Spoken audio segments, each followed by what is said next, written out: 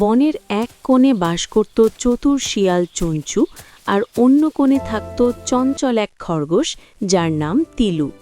চঞ্চু নিজেকে বনের সবচেয়ে বুদ্ধিমান মনে করত, আর তার সারা দিনের চিন্তা ছিল কিভাবে তিলুকে ফাঁদে ফেলে একবেলার চমৎকার ভোজ সারা যায়।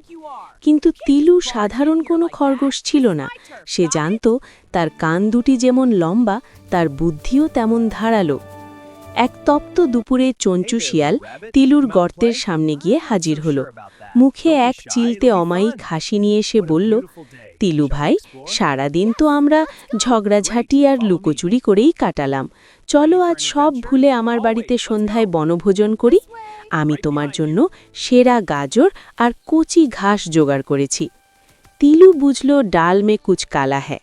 সে হেসে বলল, অবশ্যই চঞ্চু ভাই, তবে আমার সাথে আমার এক বন্ধুও আসবে। সে খুব শক্তিশালী। তুমি কি তার জন্য বাড়তি কিছু মাংস রাখতে পারবে? চঞ্চু ভাবল, একটার বদলে দুটো শিকার। সে মহা খুশিতে রাজি হয়ে গেল। কিন্তু তিলু আসলে কোনো বন্ধুর কথা বলেনি। সে এক পুরনো শিকারী কুকুরের অবিকল ডাক নকল করার প্রস্তুতি নিয়ে রেখেছিল। সন্ধ্যায় যখন সে চঞ্চুর বাড়ির কাছে পৌঁছল, সে ঝোপের আড়াল থেকে এমন জোরে কুকুরের মতো ঘেউ ঘেউ করে উঠল যে চঞ্চু ভয়ে লেজ গুটিয়ে গর্তের ভেতর লুকিয়ে পড়ল। তিলু হাসতে হাসতে ঘরে ফিরে এলো। পরের সপ্তাহে চঞ্চু আবার নতুন এক ফন্দি আঁটল। সে বনের রাস্তার মাঝে মরে যাওয়ার ভান করে পড়ে রইল। সে ভেবেছিল তিলু তাকে মরা মনে করে কাছে আসবে, আর তখনই সে তাকে খপ করে ধরবে। তিলু দূর থেকে চঞ্চুকে পড়ে থাকতে দেখে থমকে দাঁড়াল। সে মনে মনে হাসল এবং উচ্চস্বরে বলতে শুরু করল, আহা, চঞ্চু ভাই কি মারা গেল নাকি? কিন্তু আমি তো জানি শিয়াল মারা গেলে তার লেজ অন্তত ৩ বার নড়ে ওঠে। চঞ্চুর লেজ তো নড়ছে না, তাহলে কি সে এখনো মরেনি?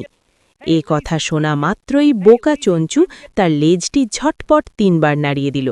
তিলু অট্ট হাসি দিয়ে বলল, মরা শিয়ালের লেজ কখনো নড়ে না চঞ্চু ভাই, তোমার অভিনয়টা দারুণ ছিল। বারবার হেরে গিয়ে চঞ্চু এবার মরিয়া হয়ে উঠল। সে তিলুর গর্তের মুখে আঠা লাগিয়ে রাখল, যাতে তিলু বের হওয়া মাত্রই আটকে যায়। কিন্তু তিলু গর্তের ভেতর থেকেই চঞ্চুর ছায়া দেখতে পেল।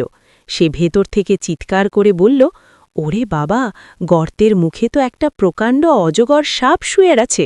চঞ্চু ভাই, তুমি কি আমায় বাঁচাতে পারবে? লোভী চঞ্চু ভাবল, অজগর সাপ মানে তো বিশাল ভোজ। সে আথা বা তিলুর কথা ভুলে অন্ধের মতো গর্তের মুখে ঝাঁপিয়ে পড়ল। কিন্তু সেখানে কোনো সাপ ছিল না, ছিল কেবল তার নিজেরই পেতে রাখা আঠা। চঞ্চু এমনভাবে আঠায় আটকে গেল যে তার নড়াচড়া করার উপায় রইল না। তিলু অন্য এক পথ দিয়ে গর্ত থেকে বেরিয়ে এলো এবং চঞ্চুর কানের কাছে গিয়ে বলল, বুদ্ধি দিয়ে অন্যকে ঠকানোর চেয়ে বুদ্ধি দিয়ে নিজেকে বাঁচানো অনেক বেশি সম্মানের। চঞ্চু লজ্জিত হয়ে আর কখনো তিলুকে বিরক্ত করার সাহস পেল না। তারা বন্ধু হতে না পারলেও চঞ্চু অন্তত তিলুর বুদ্ধিকে সম্মান করতে শিখল। গল্পের শিক্ষা, অতি চালাকের গলায় দড়ি। বিপদে স্থির বুদ্ধি আর সাহসিকতা থাকলে যে কোনো বড় শত্রু থেকেও মুক্তি পাওয়া সম্ভব।